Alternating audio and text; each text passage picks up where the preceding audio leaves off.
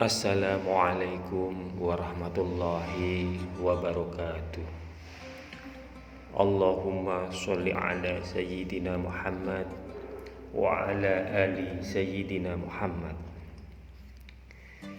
Hisham bin Amr berjalan bolak-balik di depan rumahnya sambil menggerutu. 3 tahun sudah Bani Hashim diasingkan, padahal mereka masih bersaudara dengan suku-suku Quraisy yang lain. Ada yang sebagai sepupu, ipar, paman, bibi.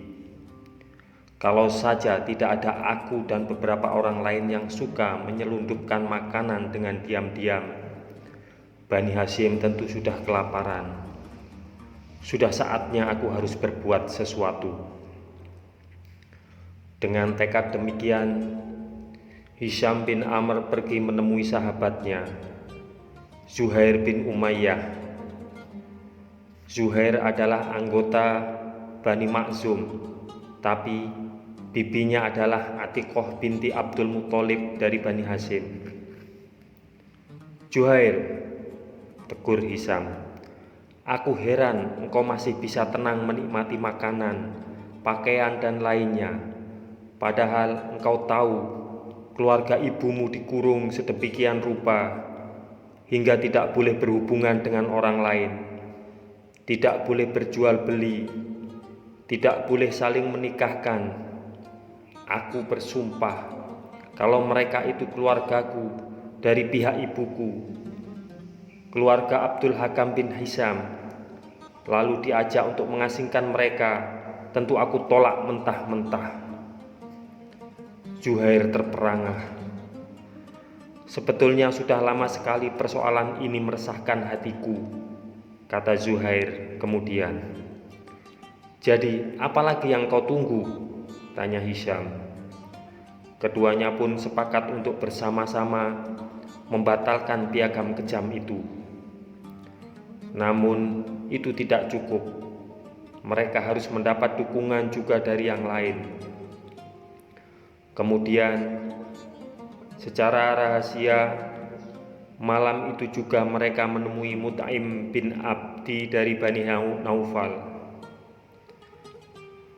Abu al-Bakhtari bin Hisham, dan Jam'ah bin Aswad dari Bani Asad.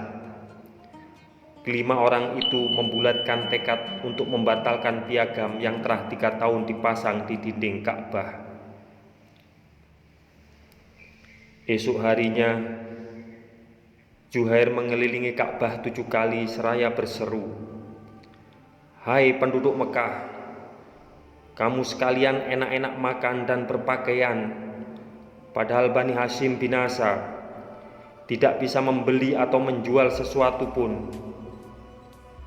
Demi Allah, saya tidak akan duduk sebelum piagam yang kejam ini dirobek."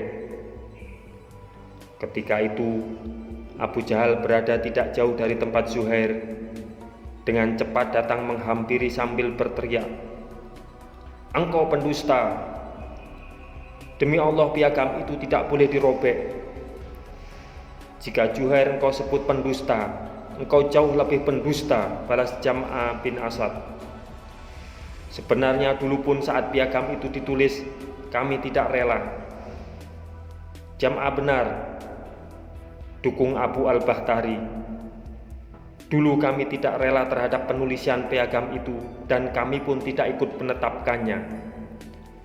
Jam'ah dan Abu al-Bakhtari benar, saud Mut'im bin Adi, dan siapa yang berkata selain itu, dialah sang pendusta.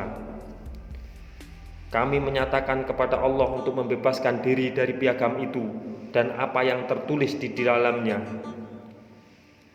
Mata Abu Jahal berkilat-kilat dan bahunya gemetar menahan marah. "Kalian pasti sudah bersekongkol tadi malam," tuduhnya. "Kalau diam-diam berkumpul di tempat tersembunyi dan memutuskan untuk mengingkari piagam bersama ini." Perang mulut hampir memuncak ketika Abu Thalib yang ketiga dari tadi diam di pojok berjalan mendatangi mereka. Sikapnya yang tenang membuat orang-orang yang sedang bertengkar diam. Mereka memandang Abu Thalib dan menanti yang akan dikatakan pemimpin Bani Hashim itu. Semalam Muhammad menyampaikan sebuah pesan kepadaku mengenai piagam itu. Demikian kata Abu Thalib. Muhammad menyampaikan kepadaku bahwa Allah telah mengutus rayap untuk memusnahkan piagam itu. Lanjut Abu Thalib dengan tenang. Orang-orang itu saling pandang dengan rasa heran bercampur takjub. Benarkah kabar ini? Abu Thalib cepat berkata lagi, jika kemenakanku itu berbohong, kita biarkan apa yang ada di antara kalian dan dia. Biarlah kami menanggung pengasingan selamanya. Namun, jika Muhammad benar, kalian harus berhenti memboikot dan berbuat semena-mena terhadap kami. Tampak sekali Abu Thalib sangat yakin dengan perkataannya, sehingga bersedia menanggung boikot sampai mati jika perkataan Rasulullah tidak benar. Semua orang terdiam. Mereka terharu sekaligus mengagumi rasa saling percaya dan kesetiaan yang demikian tinggi antara Abu Thalib dan Rasulullah. Baiklah, engkau adil, kata mereka. Kami terima perkataanmu tadi, Abu Thalib. Berbondong-bondong mereka pergi ke Ka'bah dan menemui bahwa yang dikatakan Rasulullah memang benar. Rayap telah memakan isi piagam itu, kecuali sebagian kecil yang bertuliskan Bismika Allahumma, dengan namamu ya Allah. Demikianlah, akhirnya piagam itu dibatalkan. Rasulullah dan keluarganya kini bisa kembali berada di tengah-tengah masyarakat seperti semula. Apakah kini Rasulullah dan para pengikutnya bisa bernafas lebih lega? Apalagi adanya kekuasaan Allah melalui rayap. Mungkinkah hati orang-orang musyrik berubah? Ternyata sama sekali tidak. Justru kekufuran mereka semakin menjadi-jadi. Mereka itu seperti yang tercantum dalam firman Allah. Dan jika mereka orang-orang musyrikin melihat suatu tanda mukjizat, mereka berpaling dan berkata, ini adalah sihir yang terus-menerus. Surah Al-Qamar. Ada 4 bulan suci dalam setahun ketika Rasulullah dan kaum muslimin dibebaskan dari pemboikotan. Bulan-bulan suci itu adalah bulan pertama, Muharram, saat diharamkan kekerasan. Lalu bulan ke-7, Rajab, yang dihormati. Kemudian bulan ke-11, Dzulqa'dah, bulan damai. Terakhir bulan ke-12, Zulhijjah, bulan haji.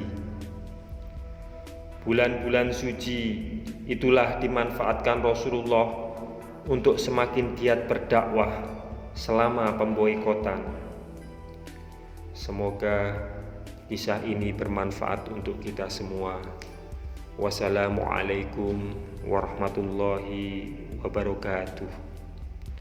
Mudah-mudahan kelak kita akan mendapatkan syafaat dari Nabi besar Muhammad sallallahu alaihi wasallam.